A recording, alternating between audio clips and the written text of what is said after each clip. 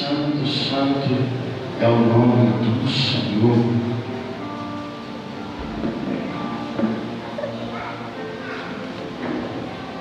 Glória a Deus.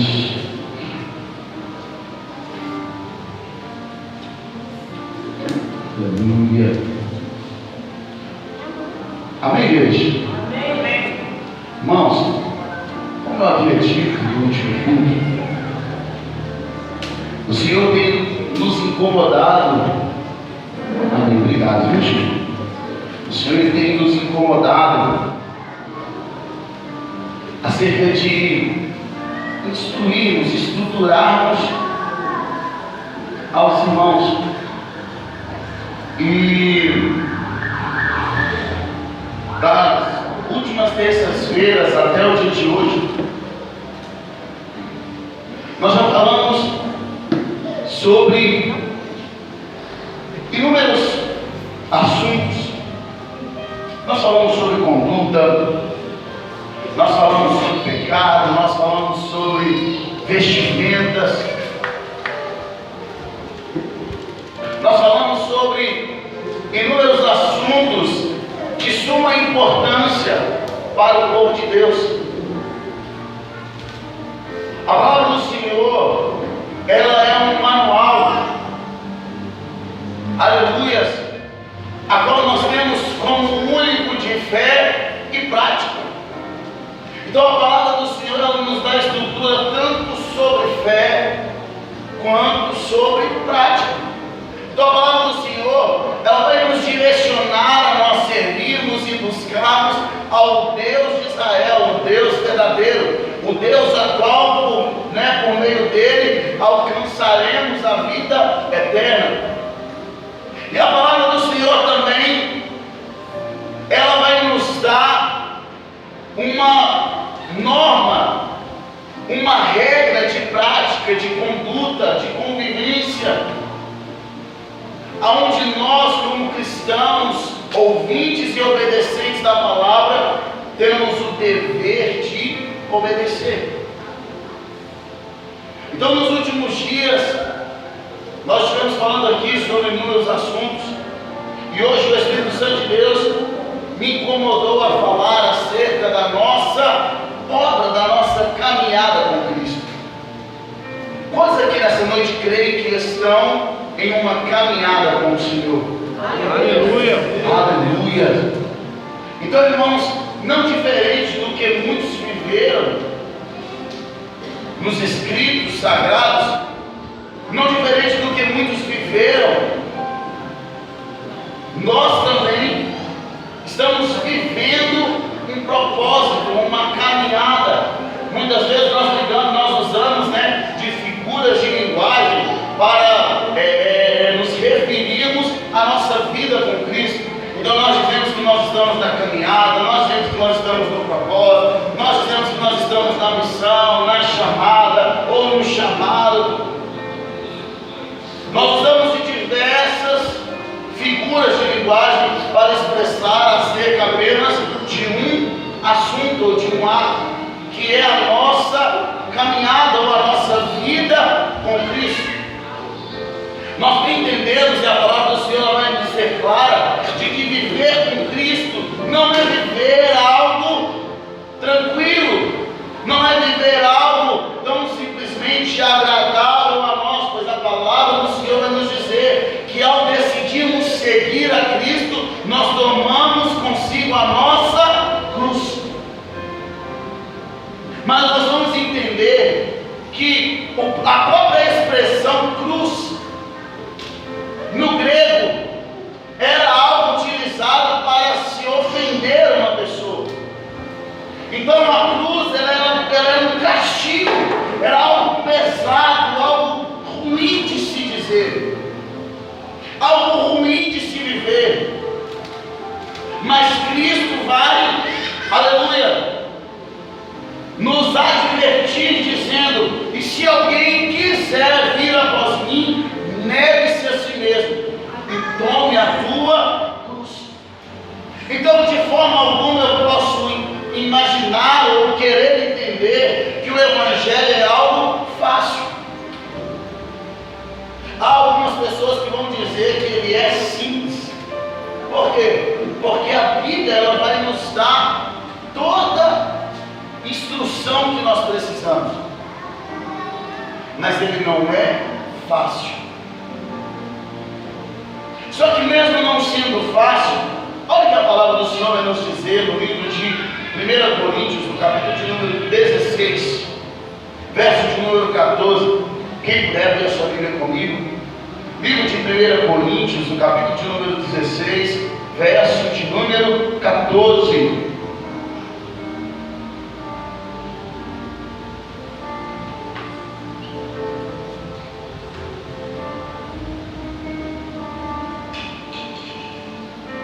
A palavra do Senhor vai nos dizer assim, livro de 1 Coríntios, capítulo 16, verso de número 14: todas as vossas coisas sejam feitas com amor. Amém? Então a palavra do Senhor vai nos alertar, vai nos ensinar de que tudo aquilo que nós fizermos, tudo quanto nós fizermos, que nós façamos com amor. Mas há poucos minutos atrás nós estávamos falando acerca da cruz, acerca do sacrifício, que é a nossa caminhada com Cristo. Só que quando nós observamos a fé cristã, nós entendemos que a maior manifestação de amor que já passou sobre esta terra, ela se deu através de um sacrifício. Entendam, irmãos, que sacrifício não tem nada a ver com pesar. Sacrifício é você se doar por amor. Então, a maior manifestação de amor que já passou por esta terra, ela se deu através do sacrifício de Cristo na cruz do Calvário. A palavra do Senhor vai nos dizer no livro de João, capítulo número 3, que o Senhor ele amou o mundo de tal maneira. Olha como que mesmo algo doloroso pode ser manifestado através do amor. E por que nós estamos falando sobre isso hoje? Nós estamos vivendo em tempos onde o Evangelho tem se tornado uma moeda de troca. Não é por acaso que nós temos falado muito acerca disso, acerca de pessoas que têm buscado no Evangelho recompensas, pessoas que têm buscado no Evangelho milagre, provisão, cura, respostas, sinais, mas de maneira alguma têm buscado a Cristo ou agradar a Cristo, ou a fazer a vontade de Cristo. Então nós temos visto que nos dias atuais o Evangelho tem se tornado moeda de troca. Então como que nós fazemos, por exemplo, se um dia eu quisesse fazer o seguinte, se um dia eu pensasse assim, olha, a partir de hoje, eu vou começar a pregar somente bênçãos. Muitas das vezes, a gente até brinca com os irmãos, né, brinca entre nós mesmos, de que quando os pastores vão pregar, a irmã Gil até brincou com isso agora em pouco.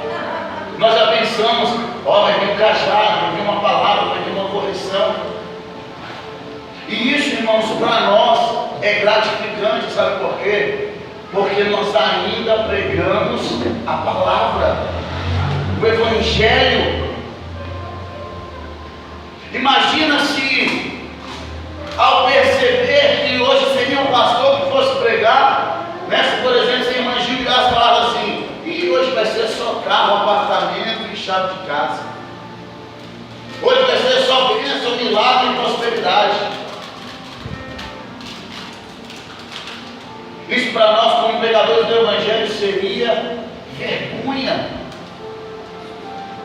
Nós já falamos isso aqui inúmeras vezes. Não existe Evangelho sem a transformação.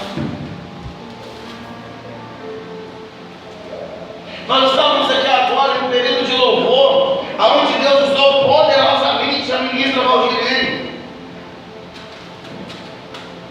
E se nós observarmos o que Deus falou através da vida dela, foi acerca de avivamento, libertação, restauração. E muitas das vezes o que nós estamos buscando? Chave de carro, chave de apartamento, dinheiro no bolso, conta cheia. Vocês entenderam que nós estamos buscando coisas erradas? Nós não estamos buscando aquilo que o Espírito Santo de Deus está nos oferecendo. Pelo contrário, se nós fôssemos fazer uma reflexão, pastora, hoje, se nós pegássemos aquele cenário, Eliseu e Geazi, quem seríamos nós naquela ocasião? Será que nós seríamos aquele que recusa a gratificação do mundo? Ou nós seríamos aquele que mente e depois volta para buscar?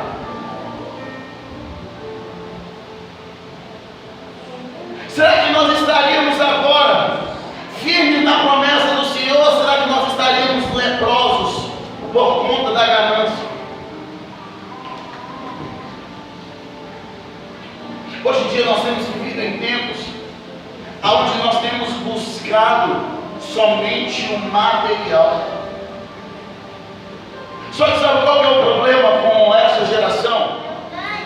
É que tudo que nós fazemos, nós já fazemos esperando algo em troca. É bom, por exemplo, seria muito comum nos dias atuais nós pensarmos assim: olha, a pessoa serve a Deus, mas ela tem uma doença. Aí a gente pensa assim: não, aquela pessoa está seguindo a Deus, Deus podia tanto curar ela. Não é assim que a gente pensa. Tem uma pastora muito famosa que enfrenta uma luta contra o câncer. E uma vez eu assisti um vídeo dela, não lembro se era qual eram as palavras que a pessoa utilizou, mas eu lembro que alguém comentou assim: por que Deus não cura ela? E outra pessoa colocou embaixo: talvez o Senhor está usando a doença dela para mostrar que nós que estamos aí saudáveis, estamos perdendo tempo, ao invés de estar fazendo a obra do Senhor, ao invés de estar pregando, ao invés de estar ali evangelizando, ganhando almas para o reino. Então muitas das vezes o propósito do Senhor não é curar. Muitas das vezes o propósito do Senhor não é prosperar. Isso quer dizer que o Senhor é ruim? Não. Mas quantos de nós, muitas das vezes, vivemos uma vida, não no sentido de menosprezar o outro, mas quantas vezes nós vivemos uma vida melhor do que a do outro?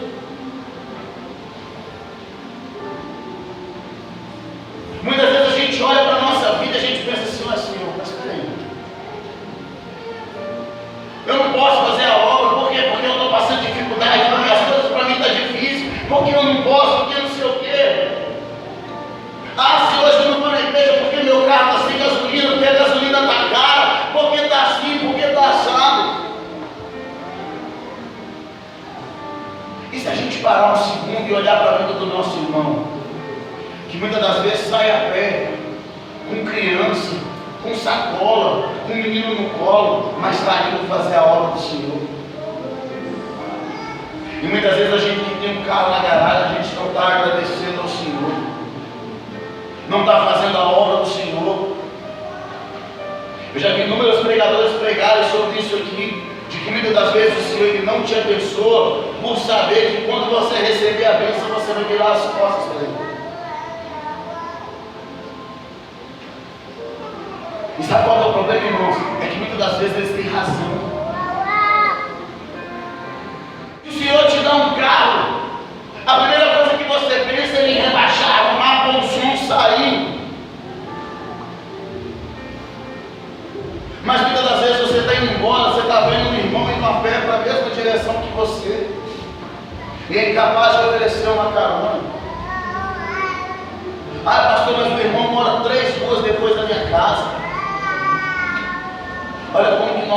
miseráveis. Qualquer carro popular anda em média aí 10 km por litro. Muitas vezes a gente ora pedindo ao Senhor uma provisão.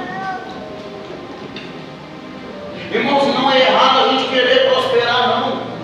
É certo, nós temos que querer prosperar. Nós temos que querer sim ter uma vida melhor. Mas o que nós estamos tratando nessa noite? De que esse não é o nosso objetivo na presença do Senhor. Senhor, eu quero ser próspero. Senhor, eu quero viver uma vida confortável. Corra atrás, seja obediente ao Senhor, trabalhe, se esforce, se prepare, faça cursos. Mas entenda que se o Senhor te abençoar, glória a Deus por isso. Mas se Ele não te abençoar, glória a Deus da mesma maneira. Porque esse não é o nosso objetivo. Muitas das vezes nós pregamos aqui acerca de Davi. Davi foi um dos homens que mais erraram. Davi constantemente errava, desagradava ao Senhor, mas era tido como um homem segundo o coração de Deus. Por quê? Porque Davi, no seu íntimo, ele tinha a preocupação de agradar ao Senhor. Por mais que a sua natureza era falha, caída, pecaminosa, assim como eu e você somos, ele tinha no seu coração a preocupação de agradar ao Senhor. Em contrapartida, nós vemos também o reinado de Saul, que pode ser observado em paralelo ao de Davi. Qual era a preocupação de Saul? Ser bem visto pelos homens. Saul, ele temia os homens e desobedecia a Deus. Então nós podemos entender que nós estamos tratando aqui de duas pessoas que viveram vidas prósperas, mas que tinham comportamentos extremamente diferentes. Então o problema não está na prosperidade, o problema não está em ter uma vida abençoada, o problema está em nós colocarmos a nossa vida com Cristo em xeque todas as vezes que um boleto vencido. Nós colocamos a nossa vida com Cristo em xeque todas as vezes que a porta de emprego se fechar. Nós colocamos a nossa vida com Cristo em xeque todas as vezes que o carro der um problema.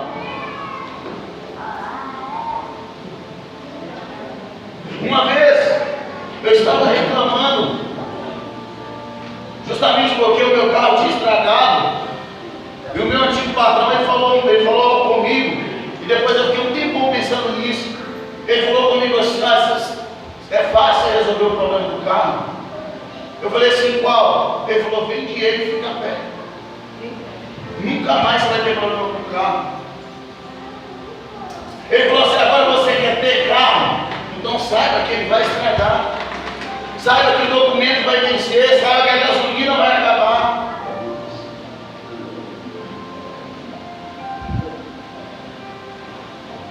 E olha o que a palavra do Senhor vai nos ensinar. A tudo que nós fizermos, nós fazemos com amor.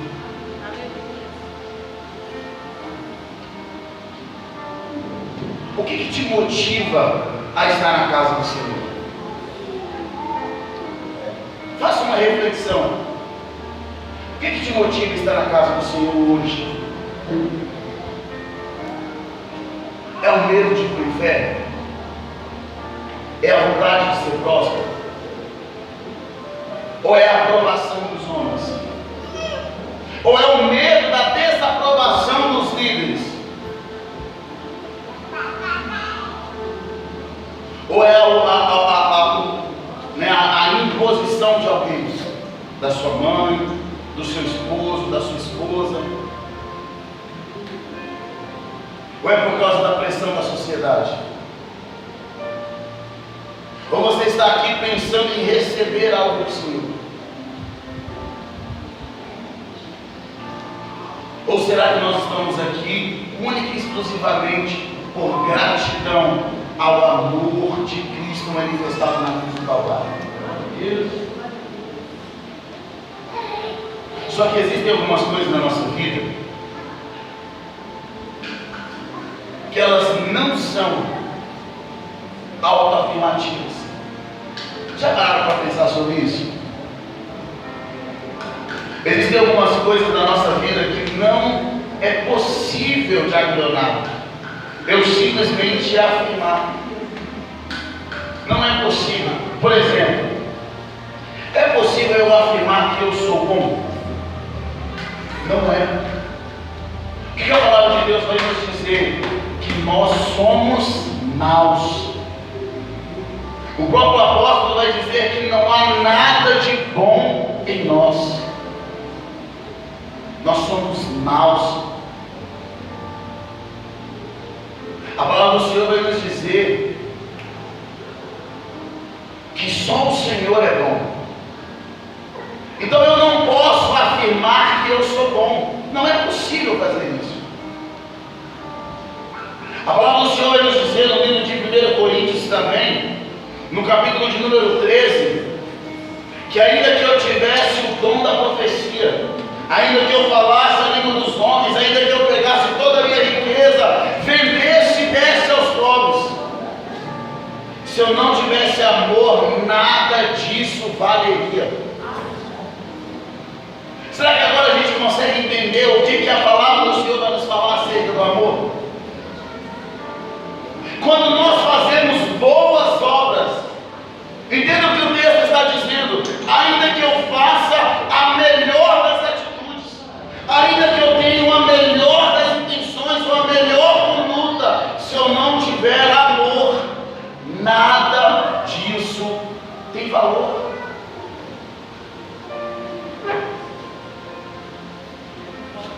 Aí eu vou fazer uma pergunta novamente. Será que para nós estar no culto é algo prazeroso ou é uma obrigação? Será que quando a gente está se preparando para vir para a casa do Senhor, será que o sentimento que nós estamos no coração é que alegria em estar na casa do Senhor? Ou será que o sentimento do nosso coração é não, você pode, hoje tem culto. Ai, Senhor, que cansaço. Ai, meu Deus, eu tenho que arrumar menino. Ai, Senhor, eu tenho que arrumar roupa. Ai, meu Deus, mas eu tenho que descer. Ah, Senhor, mas eu estou com sono. Ah, Senhor, mas eu estou cansado. Vocês perceberam que algumas coisas não podem ser autoafirmativas? Eu posso enxergar estar na casa do Senhor como algo que para mim é custoso, é difícil, e mesmo assim amar estar na casa do Senhor? Não. Então o que nos motiva estar na casa do Senhor? Qual é a motivação?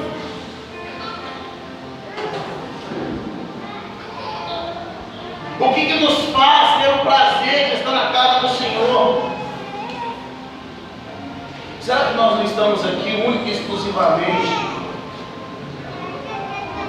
por interesse? Irmãos, por que nós temos que falar sobre isso? Porque sabe o que acontece nos dias atuais? Como nós temos vivido uma vida com o Senhor, tão única e exclusivamente pensando em receber algo em troca, nós temos também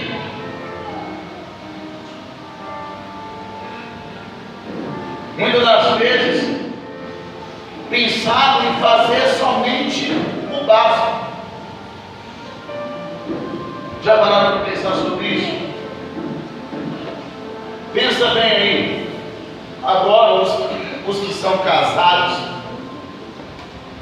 pensa você, eu vou falar mais para as mulheres, porque os homens geralmente são mais relaxados. cachaça. Mas uma mulher, quando ela vai fazer comida na sua casa, se ela quisesse fazer a comida, simplesmente colocando ali, vai fazer um arroz, põe o arroz, a água e o sal, ia sair arroz, não ia? Ele ia cozinhar, não ia, do mesmo jeito, mas ia ficar gostoso. E se você pegar e fazer, eu vou fazer um feijão também, coloca feijão, água e sal. Aí você vai fazer a carne, coloca a carne, água e sal. Está fazendo, não está fazendo? Mas alguém está fazendo o básico. Agora quem cozinha com amor, se preocupa em colocar um alho, colocar um tempero, colocar uma salsinha, um coentro, uma páprica, que agora é o mais famoso aí no momento. Faz aquela comida coloridinha, cheirosa, gostosa. Às vezes o marido nem merece, mas faz e faz com amor. Mas sabe por que eu estou falando isso? Porque com as coisas de Deus nós temos agido diferente. Por quê? Porque muitas das vezes faz parte do ministério de louvor, mas enxerga o ensaio como um sacrifício. Faz parte do coral, mas enxerga o ensaio como um estorbo, como um incômodo. Faz parte do ministério de pregação, mas acha que sentar para ler a Bíblia é um incômodo. Será que você está cumprindo com o seu chamado com amor? Faz parte do ministério de louvor, mas fica torcendo para não ser escalado.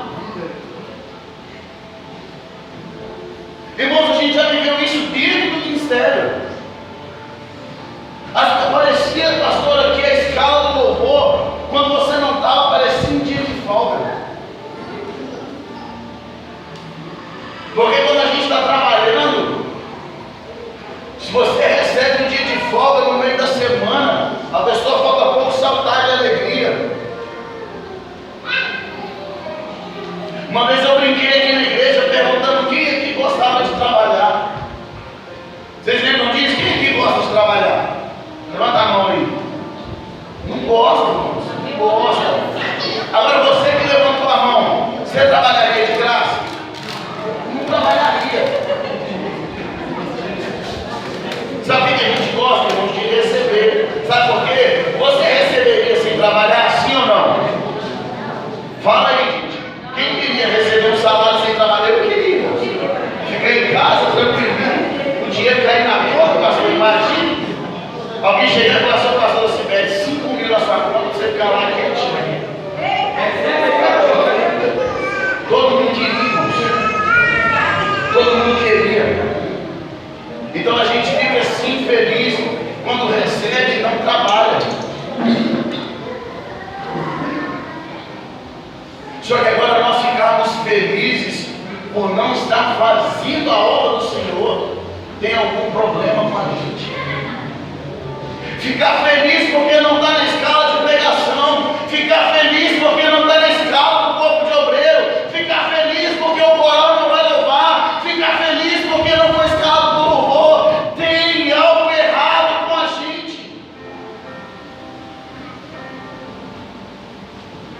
Até quando nós vamos enxergar o nosso ministério como um incômodo?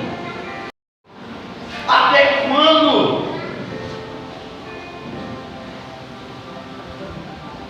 Olha o que a palavra do Senhor nos diz no livro de Colossenses, no capítulo de número 23. E tudo quanto fizerdes, fazei-o de todo o coração, como o Senhor e não os homens. Como ao Senhor e não aos homens, sabendo que recebereis do Senhor o galardão da herança, porque a Cristo o Senhor servis. Entenda que a nossa recompensa ela não é terrena, mas celestial. Agora, quando a gente coloca a nossa fé alicerçada naquilo que nós ganhamos, a gente vai ter sempre aquela fé, igualzinha aquelas tatuagens de eletrocardiograma, lá em cima, lá embaixo, lá em cima, lá embaixo, lá em cima, lá embaixo. Fica uma fé morta, vazia, instável.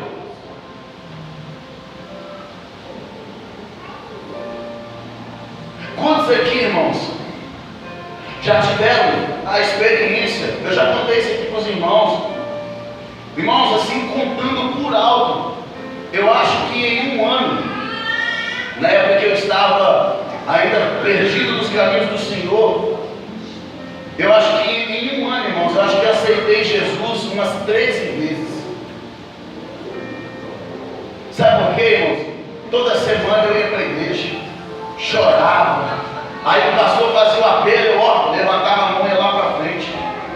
Dava no final de semana seguinte, olha eu lá no mundão de novo. Aí chegava na igreja, o pastor fazia o apelo, eu lá chorando. Sabe o que é isso? Emoção.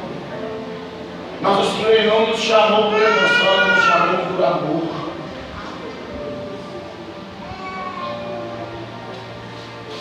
Quantos de nós está aí vivendo uma vida dentro da igreja, mas longe da vontade do Senhor?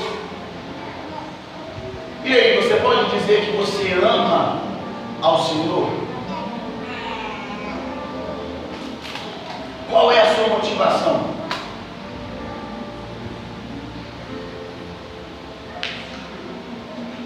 Será que nós podemos dizer que nós cremos no Senhor? Olha o que a palavra do Senhor vai dizer: que aquele que crê nos meus mandamentos e os guarda, este me ama. Será que nós amamos ao Senhor? Ou será que nós estamos vivendo um evangelho de fachada?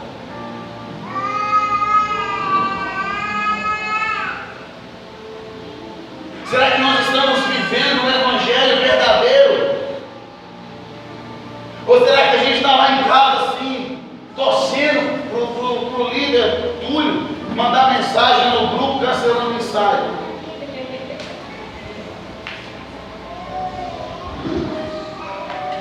Irmãos, às vezes eu fico pensando, sabe o que seria muito interessante? Se um dia, por exemplo, a pastora Lucia mandasse uma mensagem lá no grupo do coral e falasse assim: irmãos, o ensaio está cancelado. E tivesse alguém que se levantasse e falasse assim: não, pastora, vamos, pastora, vamos ensaiar. A pastora virasse e falasse: pastora, gente, eu não consigo ir. Assim, vamos ensaiar com chamada de vídeo, mas vamos ensaiar, manda o louvor, vamos treinar em casa. Mas hoje em dia, sabe o que nós temos pensado? Sabe o que nós temos visto? As pessoas torcendo para não ter o ensaio, torcendo para não ter o culto, torcendo para não ter a oração.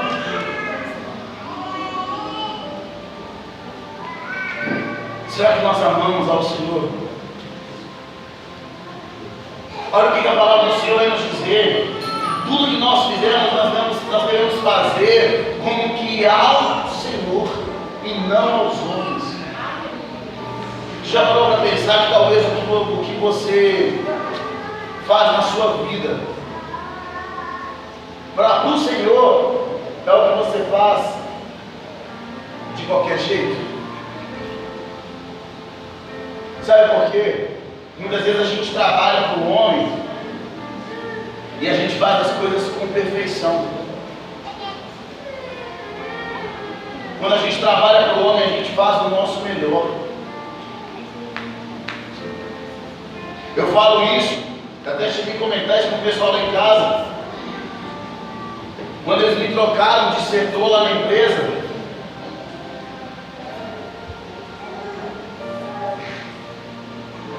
o horário que eles me colocaram me atrapalharia vir para o culto. E eu tomei coragem para conversar com o supervisor. E em tom de brincadeira, ele falou comigo assim, que eu teria que merecer aquele horário. E também em tom de brincadeira, mas a gente fala as coisas, mas a gente sabe que a gente está colocando ali um fundo de verdade. Eu brinquei com ele, falando com ele assim: olha, eu vou ser o melhor desse.